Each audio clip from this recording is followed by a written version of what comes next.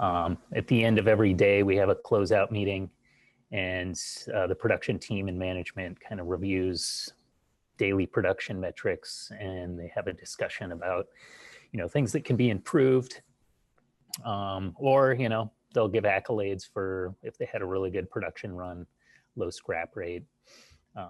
So it's been really great, especially at the end of day, for everyone to just kind of rally around one of the televisions, and we just pull up the production reports and just kind of look at how the run went, and it really kind of helps that team dynamic and get people motivated to make improvements when needed. We kind of have certain individuals that go over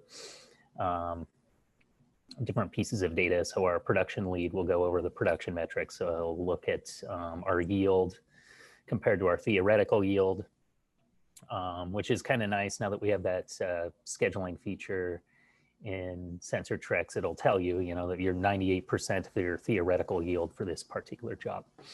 And we kind of set KPIs around those. And then we also go over scrap rate.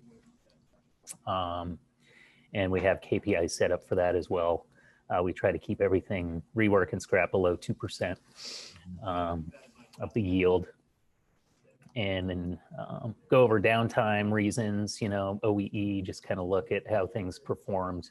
I mean, obviously with some of the downtime reasons, we use kind of broad categories. So in the meetings, we'll go into more specific detail on, what actually happened.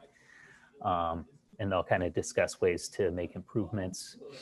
If it's something simple, they'll just kind of implement that on the next production run. If it's something more complex and we're seeing a trend, we might set up kind of a continuous improvement project and dig a little deeper.